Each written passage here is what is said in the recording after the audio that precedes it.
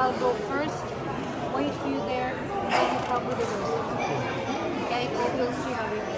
Như thực tế chuẩn chỉ thực tại chắc khăn, người ấy rồi chúng ta hay lại, cái phải bị các lại thì khăn, vậy nên cho cái các lúc là không có phần này. This is a model. Everywhere we go, we will see a model to explain to us. Right now, thì coi ici dia đặt cái model phim lại, mình tin tưởng được cái model thì sẽ đi lại.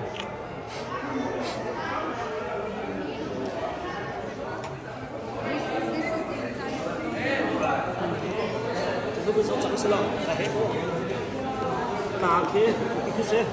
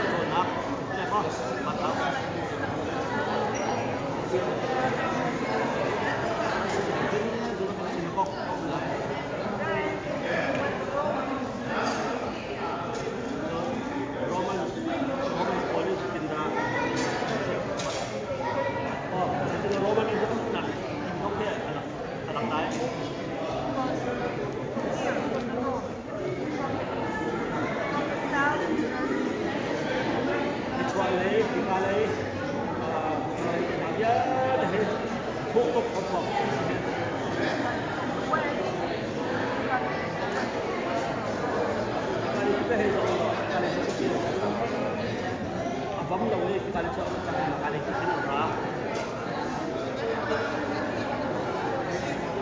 Và như thế số đấy. Đấy.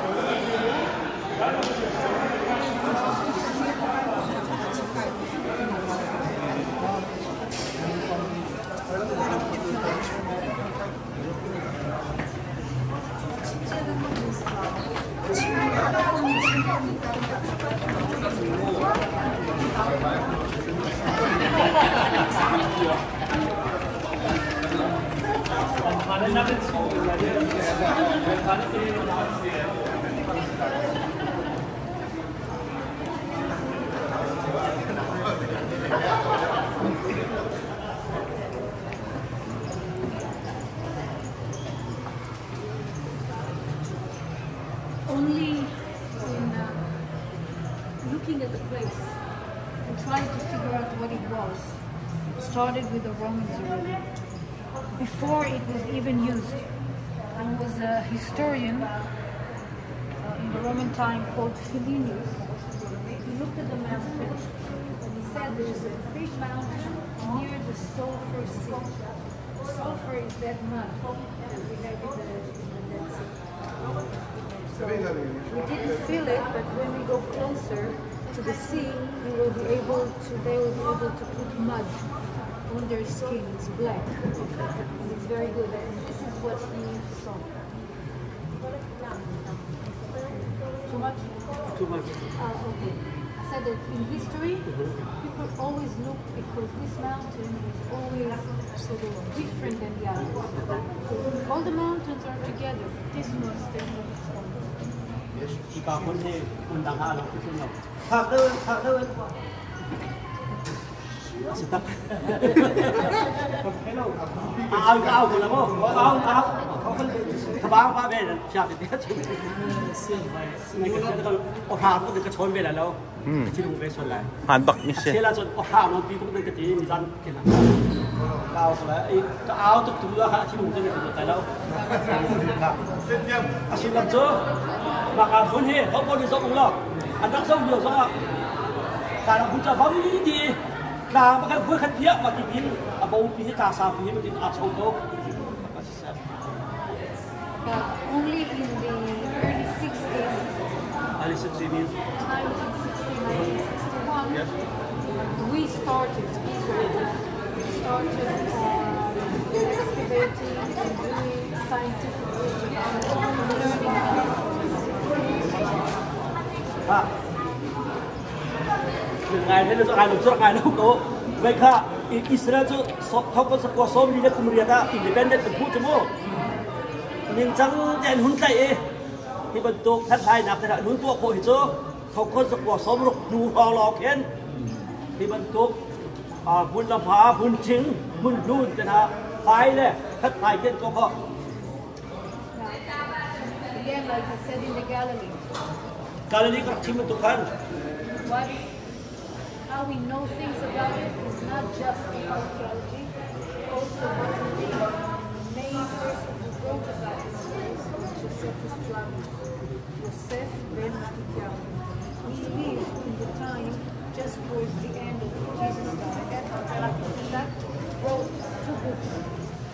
One about the war and one about What about that? the wars, Yes. and one about all the history about the Jews. So he explained it. Okay.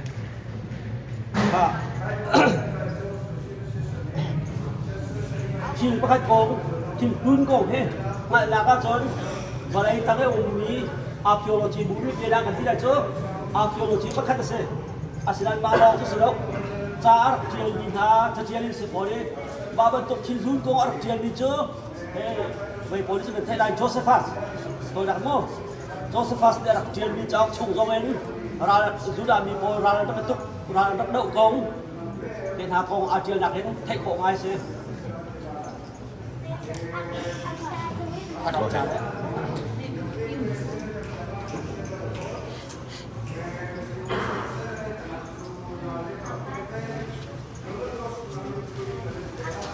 Well, there are a lot of big groups. We will always try to leave someone who can trust in the back in case. Now we will see there's another big Israeli group. To be written. ये काले के हैं या Israeli They're also ये अन्मा Israel means को जो बच्चों ठीक है ना भाई अन्मा इसराइल और मैं तो ठीक है बिग ग्रुप भी के बारे में तो है लेकिन हर बार ना है वे ना है जो ये चीज़ है वो तो है It's not just tourists, also Israeli soldiers that have education schools, visit families. vì số đó sẽ là khổ bên anh ba là các khen giờ đã cài lưu ý police sẽ học có mà cái tiền lại ra các này giống mình anh hẹn là tiếp ở tìm hiểu nguyên mà chọn đi tiền của lại mà chúng ta khen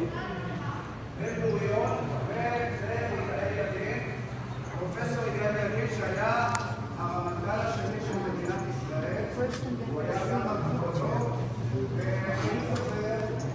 the one that sits down, he was an archaeologist.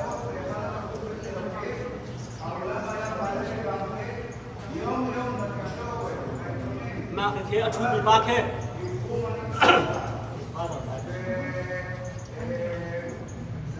kia chú bị ba thì nó bị ba thì lẽ thì sao apa cho nên khi mà đây đang cứ chọc không các thầy cũng muốn sẽ mà không sẽ thì anh mà nào câu số anh đúng số mà ta chịu thành thế lại anh mà học đây đang cứ chọc không các thầy đúng đấy chú cái đó chú sẽ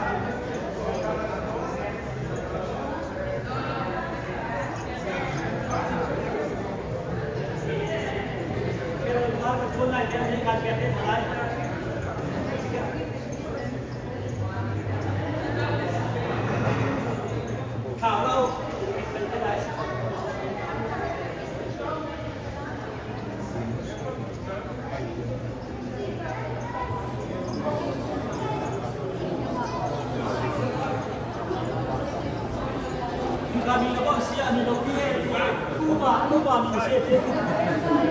Uma.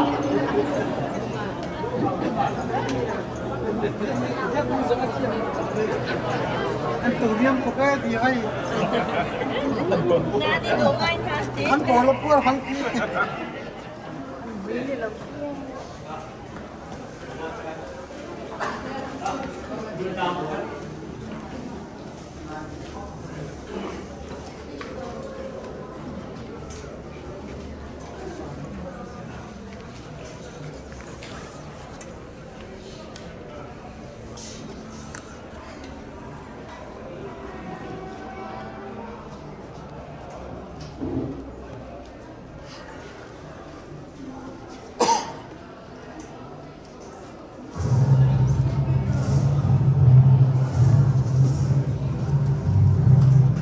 Masada is a mountain, but it is also an historic episode that the talented historian and writer Josephus Flavius wrote about almost 2,000 years ago. His account contains all the elements of a fantastic drama in which Jews, Romans, and idealists fight to the death. It's no wonder that Hollywood jumped at the opportunity to tell this fascinating story. With an impressive set and thousands of extras, they created a colossal film featuring the rebel leader Eleazar, son of Yair, and the Roman commander Flavius Silva in the leading roles. However, in the movie, unlike real life, no one really deals with the dilemmas or personal struggles, and certainly not with the more problematic aspects of the story. Then where should we start our story? We could start with the Hasmoneans, who were the first to discover the advantages of this isolated cliff in the heart of the desert. Or we could start at the end, with a dramatic project of the Masada excavations, with Igal Yadin, the head of the excavation team, who would stand on the mountain and read Josephus Flavius' description of the account, and everyone around him could actually hear the echoes of the fighting. Or we could start the quest with King Herod. Herod, who ruled under the auspices of the Romans, built himself a magnificent fortress here on the mountain, which was to be his sanctuary in troubled times, and believe me, he really had troubles. Herod, like any other king, built his palaces to the highest standards of his day. One of them is this Western Palace. Herod's architect was probably a short guy. Here he built himself a bathhouse, and he would put his lamp here and enter his bath. What can I tell you? This king loved the good life. Until now, we spoke about Herod. It wasn't the splendor of Herod's style that made Masada what it is today. The year 66 AD, the Jews rebel against the Roman Empire. 4 years later, the temple is destroyed. Jerusalem falls. Everywhere else, the rebels were suppressed. Masada is the last stronghold where there are still Jewish rebels. And believe me, they didn't need Herod's palaces. The rooms in the wall were divided and used as living quarters. They lived from food in the storerooms, and they drank water from the cisterns, kindly left behind by Herod long ago. Right from the beginning of the excavations, signs of the rebels were found elsewhere, in the palaces, in the ritual baths, and in particular in the wall. The deepest experience I went through in Masada was when they found in this particular room the first piece of scroll. To see Hebrew letters coming out of the ground, the same letters which are used until today. Later, more fragments of scrolls were found. One I found with my own hands, but the first experience is unforgettable. Throughout the revolt, groups of refugees sought asylum on the mountain. About 1,000 rebels gathered in this fortress in the heart of the wilderness. In 73 AD, the Romans' 10th Legion arrived with thousands of armed soldiers who deployed themselves around the mountain. An enormous war machine. And the movies do it best, after the Romans, of course. The Romans built an attack ramp. The besieged rebels rolled stones down it. The Romans lift a tower to the top of the ramp, equipped with a battering ram to smash the wall. The besieged erect a wood and earthen wall to sustain the blows of the battering ram. The Romans burn it, but the wind almost burns their own tower. Then the wind veering as if by divine providence to the south, blowing with full force in the opposite direction, flung flames against the wall, which now was all ablaze. And in the evening, when the wall was burnt and breached, The Roman army returned to its camps, assured that the whole affair would be over by morning. But Eleazar had ideas of his own. This is it, the last night. My friends, we've reached the climax of the drama. However, unlike the movie, here apparently the events actually took place. And here at Masada, men with families were forced to decide slavery or death. Eleazar had no doubts, but he had yet to convince his comrades in arms. Ladies and gentlemen, the speech of Eleazar.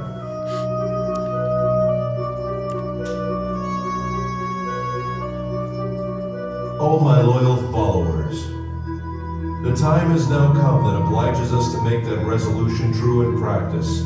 Let our wives die before they are abused, and our children before they have tasted of slavery, and preserve ourselves in freedom as an excellent funeral monument for us, as we have preferred death before slavery.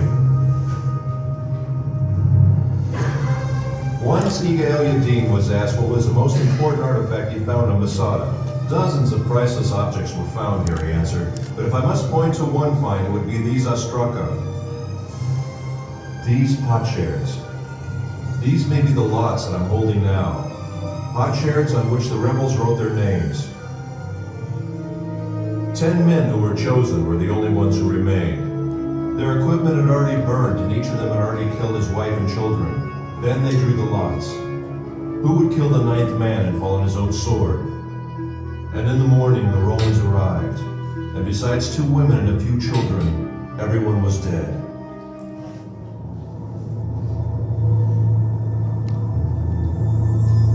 After the drama came silence. The silence was broken in the 5th century for nearly 200 years by a community of Byzantine monks. 1,200 years later, the first explorers came and rediscovered the mountain. Then the members of the youth movements, seeking a symbol of Jewish heroism, discovered Masada and adopted the mountain. After them came the hikers and the tourists. Masada had become a focus of pilgrimage. Professor Netzer, what do you really think about the act of courage that ended in suicide? Maybe it's the utmost courage to prefer death to a life of slavery. So it's death or freedom? Yes, death as a free man or slavery in the hands of the Romans. Which choice would you make? No matter what, Masada has become a symbol of staunch resistance against a fierce enemy. And if it is a symbol, then perhaps this might be some kind of victory. Ladies and gentlemen, I invite you to climb the mountain.